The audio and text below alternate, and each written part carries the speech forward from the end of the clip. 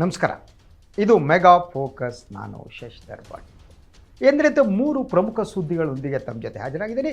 ಸುದ್ದಿಯ ಹಿಂದಿನ ಸುದ್ದಿಯನ್ನು ತೆರೆದಿಡುವ ಯತ್ನ. ಸುದ್ದಿ ಅಂತಂದರೆ ಕೇವಲ ಅಕ್ಷರಗಳ ಸಮೂಹ ಅಲ್ಲ, ಸುದ್ದಿಯ ಹಿಂದೆ ಸುದ್ದಿ ಇರುತ್ತೆ. ಹಾಗಿದ್ರೆ ಇವತ್ತಿನ 3 ಪ್ರಮುಖ ಸುದ್ದಿಗಳು ಯಾವುವು? ಮೊದಲನೇದು ಒಳ ಮೀಸಲಾತಿಗೆ ಸಂಬಂಧಪಟ್ಟದ್ದು. ಒಂದು ಐತಿಹಾಸಿಕವಾದ ಒಂದು ತೀರ್ಮಾನವನ್ನು ಕಾಂಗ್ರೆಸ್ ಸರ್ಕಾರ ತೆಗೆದುಕೊಂಡಿದೆ. ಹಾಗಿದ್ದರೆ ಇದರಿಂದ ಗೊಂದಲ ಬಗೆಹರಿಯುತ್ತಾ, ಏನಾಗುತ್ತೆ ಅನ್ನೋ ಕುತೂಹಲ ಉಳಿದದ್ದು. ಅದರ ಬಗ್ಗೆನೂ ಮಾತನಾಡ್ತೀನಿ. ಹಾಗೆಯೇ ಎರಡನೆಯ ಸುದ್ದಿ ಆಮ್ ಆದ್ಮಿ ಪಕ್ಷದಲ್ಲಾದಂಥ ತಲ್ಲಣ, ಆಪರೇಷನ್ ಕಮಲ. 7 ಜನ ರಾಜ್ಯಸಭಾ ಸದಸ್ಯರು ರಾಘವ್ ಚಡ್ಡಾ ಅವರ ನೇತೃತ್ವದಲ್ಲಿ BJP ಸೇರಿದ್ದು. ಹಾಗೂ ನೋಡಿದರೆ ಇದು ಹೊಸ ಬೆಳವಣಿಗೆಯಲ್ಲ. BJP ಈ ದೇಶದಲ್ಲಿ ಆಪರೇಷನ್ ಕಮಲದ ಮೂಲಕನೇ ತನ್ನ ರಾಜಕಾರಣವನ್ನು ಮಾಡ್ತಾ ಬಂದಿದ್ದು.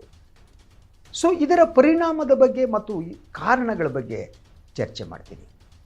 ಇನ್ನೊಂದು RSSನ ಎರಡನೇ ಅತಿ ದೊಡ್ಡ ನಾಯಕ, ಕರ್ನಾಟಕದವರೇ ಆದಂತಹ ಹೊಸಬಾಳೆಯವರು.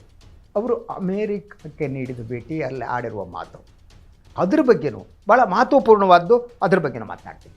ಹಾಗಿದ್ರೆ ಮೊದಲು ನೋಡೋಣ ಒಳ ಮೀಸಲಾತಿ ವಿಚಾರವನ್ನು. ನಿನ್ನೆ ಸಚಿವ ಸಂಪುಟದ ವಿಶೇಷ ಸಭೆಯಲ್ಲಿ ಈ ಬಗ್ಗೆ ತೀರ್ಮಾನ ಕೈಗೊಳ್ಳಲಾಯಿತು. ಒಂದು ಸೂತ್ರವನ್ನು ಸಿದ್ಧಪಡಿಸಲಾಗಿತ್ತು. ಅದರ ಮೂಲಕ ಏನು ದಲಿತರಲ್ಲಿ ಬಲಗೈ ಮತ್ತು ಎಡಗೈ ಏನಿದೆ, ಹೊಲೆ ಮಾದಿಗರು ಅಂತ ಏನಂತಾರೆ, ಅವರಿಗೆ ಈ ಮೀಸಲಾತಿಯ ಹಂಚಿಕೆ ಮಾಡಿದ್ದು. ಕ್ಯಾಟಗರಿ A, B, C ಅಂತ 3 ಕ್ಯಾಟಗರಿಯನ್ನು ಮಾಡಲಾಯಿತು. ಅದರ ಜೊತೆಗೆ ಮೊದಲನೇಗೆ ತಲಾ 5.25% ಮೀಸಲಾತಿಯನ್ನು ಇಬ್ಬರಿಗೂ ಕೊಡುವ ತೀರ್ಮಾನ ತೆಗೆದುಕೊಂಡಿದ್ದು. ಇನ್ನು ಅಲೆಮಾರುಗಳಿಗೆ 4.50 ಮೀಸಲಾತಿ. ಹಾಗೆ ಅಲ್ಲಿರುವ ಸ್ಪರ್ಶರಿಗೂ ಕೂಡ ಮೀಸಲಾತಿ ಕೊಡಲಾಗಿದೆ. ಇದೊಂದು ರೀತಿಯ ಈ ಸ್ಪರ್ಶರು ಯಾರಿದ್ದಾರೆ, ಇವರು ಅಸ್ಪೃಶ್ಯರು ಮತ್ತು ಸ್ಪರ್ಶರು. ಸ್ಪರ್ಶರಿಗೆ ಮೀಸಲಾತಿ ಕೊಟ್ಟ ಬಗ್ಗೆ, ಅವರ ಪರ್ಸೆಂಟೇಜ್ ಬಗ್ಗೆ ಕೆಲವರ ತಕರಾರಿದೆ. ಆದರೆ ಒಟ್ಟಾರೆಯಾಗಿ ಈ ಸಮಸ್ಯೆ ಇದೆಯಲ್ಲ, ಈ ಸಮಸ್ಯೆಯನ್ನು ಬಗೆಹರಿಸುವಲ್ಲಿ ಸಿದ್ದರಾಮಯ್ಯ ಸರ್ಕಾರ ಯಶಸ್ವಿಯಾದಂತೆ ಕಾಣುತ್ತೆ. ಸಚಿವ ಸಂಪುಟದಲ್ಲಿರುವಂಥ ಎಡಗೈ ಬಲಗೈ ಇಬ್ಬರು ಸಮುದಾಯಕ್ಕೆ ಸೇರಿದ ಸಚಿವರುಗಳು ಇದನ್ನು ಸ್ವಾಗತ ಮಾಡಿದ್ದಾರೆ. ಆದರೆ ಇದು ಇಲ್ಲಿಗೆ ಈ ಸಮಸ್ಯೆ ಬಗೆಹರಿಯುತ್ತಾ ಗೊತ್ತಿಲ್ಲ. ಇನ್ನೂ ಕೂಡ ಈ ಸಮುದಾಯಗಳ ರಿಯಾಕ್ಷನ್ ಬರಬೇಕು. ಆದರೆ ಕರ್ನಾಟಕದಲ್ಲಿ ಈ ಮೀಸಲಾತಿ ಅನ್ನೋದಿದೆಯಲ್ಲ, ಅದು ಹೊಸತಲ್ಲ ಅಂತ. ಅದಕ್ಕೆ ಸಂಬಂಧಪಟ್ಟಂತೆ ಕೆಲವು ಮಾಹಿತಿಗಳನ್ನು ತಂದಿದ್ದೀನಿ, ಅದನ್ನು ತಮಗೆ ಕೊಡಬೇಕು ಅಂತ. ಭಾಳ ಜನ ಮೀಸಲಾತಿ ಬೇಕೋ ಏನು ಅಂತ.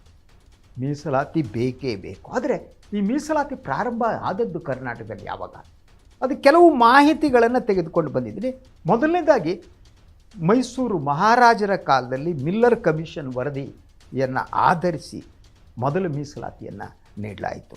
ಇನ್ನು 1936ರಲ್ಲಿ ಸರ್ಕಾರಿ ಗೌರ್ಮೆಂಟ್ ಆಫ್ ಇಂಡಿಯಾ ಏನಿದೆ ಅದರ ಆದೇಶದ ಮೂಲಕ ಮೀಸಲಾತಿ ನೀಡಿದ್ದು ಕೂಡ ಅದು ಮೈಲುಗಲ್ಲೆ ಅಂತ. ಸ್ವಾತಂತ್ರ್ಯ ನಂತರ 1950ಕ್ಕೆ ನಾವು ಬಂದರೆ ರಾಷ್ಟ್ರಪತಿಯವರ ಆದೇಶದ ಮೂಲಕ 3ನೇ ಮೈಲುಗಲ್ಲು 56ರಲ್ಲಿ ಭಾಷಾವಾರು ಪ್ರಾಂತಗಳ ರಚನೆ ಆಯ್ತಲ್ಲ. ಅದು ಆದ ಮೇಲೆ ಮೀಸಲಾತಿ ಏನು ಯಾಕೆ ನೀಡಬೇಕು, ಯಾಕೆ ಸಾಮಾಜಿಕ ನ್ಯಾಯ ಇರಬೇಕು ಅನ್ನುವ ಚರ್ಚೆ ಕೂಡ ಸಮಾಜದಲ್ಲಿ ಪ್ರಾರಂಭ ಆಯಿತು. ಇನ್ನು 1977ರಲ್ಲಿ ರಾಷ್ಟ್ರಪತಿಯವರ ಆದೇಶವನ್ನು ಹೊರಡಿಸಿದ್ರು ಮೀಸಲಾತಿಗೆ ಸಂಬಂಧಪಟ್ಟ ಹಾಗೆ. ಅದು ಆದ ಮೇಲೆ ಈ ಮೀಸಲಾತಿಯ ವಿಚಾರದಲ್ಲಿ ಮೇಲ್ಜಾತಿಯವರ ಅಸಹನೆ ಇದ್ದೇ ಇತ್ತು. ಜೊತೆಗೆ ಯಾಕೆ ಮೀಸಲಾತಿಯನ್ನು ಕೊಡಬೇಕು ಅನ್ನೋದು, ಅದರ ಜೊತೆ ಅಂಬೇಡ್ಕರ್ ಹೇಳಿದ್ರು ಇಷ್ಟೇ ವರ್ಷ ಇರಬೇಕು ಅಂತ ಹೇಳಿದ್ರು. ಇಂಥ ವಾದಗಳೆಲ್ಲ ಪ್ರಾರಂಭ ಆಯಿತು. ಅದರ ನಡುವೆ ಈ ಮೀಸಲಾತಿಯ ಲಾಭ ಏನಿದೆ, ಆ ಲಾಭ ದಲಿತರಲ್ಲಿ ಎಡಗೈ ಮತ್ತು ಬಲಗೈ, ಮಾದಿಗರು ಮತ್ತು ಹೊಲೆಯರು ಇಬ್ಬರಿಗೂ ಸರಿಯಾಗಿ ಸಿಗಬೇಕು ಅನ್ನುವ ವಾದ ಪ್ರಾರಂಭ ಆದದ್ದು. ಹಾಗೆ ನೋಡಿದರೆ ಈ ಬಗ್ಗೆ ಬೊಮ್ಮಾಯಿಯವರು ಮುಖ್ಯಮಂತ್ರಿ ಆಗಿದ್ದಾಗಲೂ ಯತ್ನ ಮಾಡಿದ್ರು. ಪ್ರತಿಶತ 17ರಷ್ಟು ಮೀಸಲಾತಿಯನ್ನು ಈ ಪರಿಶಿಷ್ಟ ಜಾತಿಯವರಿಗೆ ಕೊಡಬೇಕು ಅಂತ ಅಂದ್ಬಿಟ್ಟು ಒಳ ಮೀಸಲಾತಿ ನೀಡೋಕ್ಕೆ ಯತ್ನ ಮಾಡಿದ್ರು. ಆದರೆ ಸುಪ್ರೀಂ ಕೋರ್ಟ್ ಅದನ್ನು ಸ್ಟ್ರಕ್ ಡೌನ್ ಮಾಡಿದ್ರು. ಸುಪ್ರೀಂ ಕೋರ್ಟ್ ಪ್ರಕಾರ ಮೀಸಲಾತಿ ಅನ್ನುವುದು ಪ್ರತಿಶತ 50ಕ್ಕಿಂತ ಜಾಸ್ತಿ ಆಗಕೂಡದು ಅನ್ನೋದು. ಆ ಕಾರಣಕ್ಕೆ ಸ್ಟ್ರಕ್ ಡೌನ್ ಆಯಿತು. ಈಗ ಅದೇ ಕಾರಣಕ್ಕೆ ಪರಿಶಿಷ್ಟ ಜಾತಿಗೆ ನೀಡಿರುವ ಪ್ರತಿಶತ 15ರಷ್ಟು ಮೀಸಲಾತಿ ಏನಿದೆ ಅದನ್ನು ಡಿವೈಡ್ ಮಾಡಿ ಹಂಚಲಾಗಿದೆ. ಅಲೆಮಾರಿಗಳಿಗೂ ಕೂಡ ಕೊಡಲಾಗಿದೆ. ಅವರಿಗೆ ಬಹುಮಟ್ಟಿಗೆ 20% ಉದ್ಯೋಗದಲ್ಲಿ ಕೂಡ ಅವರಿಗೆ ಸಿಗುತ್ತೆ ಮೀಸಲಾತಿ. That is situation. ಸೊ ಹಾಗಿದ್ದರೆ ಇದನ್ನು ರಾಜಕೀಯವಾಗಿ ನೋಡೋಕೆ ಹೋದರೆ ಸಮಸ್ಯೆಯನ್ನು ಸಿದ್ದರಾಮಯ್ಯನವರು ಬಗೆಹರಿಸಿದ್ರ, ಅವರ ಕಿರೀಟಕ್ಕೆ ಇನ್ನೊಂದು ಗರಿ ಬಂತ, ಇದನ್ನು ಹೇಳೋದು ಕಷ್ಟ. ಆದರೆ ಅವರು ತಮ್ಮ ಬದ್ಧತೆಯನ್ನು ಇಲ್ಲಿ ಪ್ರದರ್ಶಿಸಿದ್ದಾರೆ ಅಂತ ಹೇಳೋದಕ್ಕೆ ಅನುಮಾನ ಬೇಕಾಗಿಲ್ಲ, ಕಮಿಟ್ಮೆಂಟ್ ಅಂತ. ಆದರೆ ನಿನ್ನಿನ ಸಚಿವರ ಸಂಪುಟ ಸಭೆಯಲ್ಲಿ ಉಪಮುಖ್ಯಮಂತ್ರಿ ಡಿ ಕೆ ಶಿವಕುಮಾರ್ ಅವರು ಪಾಲ್ಗೊಂಡಿರಲಿಲ್ಲ. ನನ್ನ ಪ್ರಕಾರ ಅವ್ರು ಪಾಲ್ಗೊಳ್ಬೇಕಾಗಿತ್ತು. ದೆಹಲಿಯಲ್ಲಿದ್ದರೂ ಬೇರೆ ಬೇರೆ ಕಾರ್ಯಕ್ರಮ ಇತ್ತು ನಿಜ. ಆದರೆ ದಲಿತರ ವಿಚಾರಕ್ಕೆ ಸಂಬಂಧಪಟ್ಟಂಥ ಇಂಥ ಒಂದು ಮಹತ್ವದ ತೀರ್ಮಾನ ತೆಗೆದುಕೊಳ್ಳುವ ಸಭೆಯಲ್ಲಿ ಡಿ ಕೆ ಶಿವಕುಮಾರ್ ಹಾಜರಿರಬೇಕಿತ್ತು ಅಂತ. ಅದರ ಜೊತೆಗೆ ನಾವು ರಾಜಕೀಯವಾಗಿ ನಾನು ಈ ವಿಚಾರವನ್ನು ನೋಡಿದರೆ ಸಿದ್ದರಾಮಯ್ಯ ಇನ್ನಷ್ಟು ಗಟ್ಟಿ ಆಗ್ತಿದ್ದಾರೆ. ಅಹಿಂದ ಶಕ್ತಿಯನ್ನು ಬಲಪಡಿಸುವಲ್ಲಿ ಅವರು ಎಷ್ಟರ ಮಟ್ಟಿಗೆ ಯಶಸ್ವಿಯಾಗಿದ್ದಾರೆ ಇಂಥ ಪ್ರಶ್ನೆಗಳು ಕೂಡ ಇವೆ.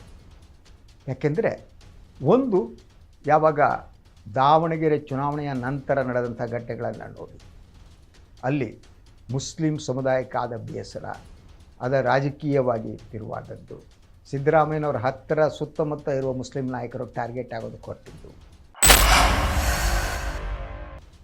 ಹೀಗೆ ಇದರ ನಡುವೆ ಈಗ ದಲಿತರ ವಿಚಾರದಲ್ಲಿ ಇಂಥ ಒಂದು ತೀರ್ಮಾನ ತೆಗೆದುಕೊಂಡಿದ್ದು. ಆದ್ದರಿಂದ ಸಿದ್ದರಾಮಯ್ಯ ಇದ್ರ ಮೂಲಕ ಇನ್ನಷ್ಟು ಗಟ್ಟಿಯಾಗ್ತಾರೆ ಅಂತ ನನಗೆ ಅನಿಸುತ್ತೆ.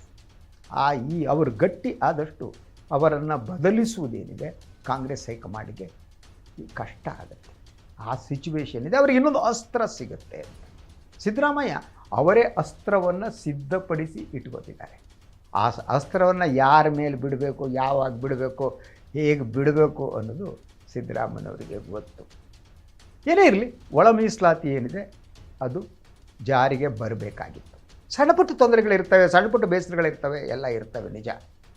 ಆದರೆ ಅದರ ನಡುವೆ ಸಾಮಾಜಿಕ ನ್ಯಾಯದ ಪ್ರಶ್ನೆ ಏನಿದೆಯಲ್ಲ ಅದರಲ್ಲಿ there should not be no compromises.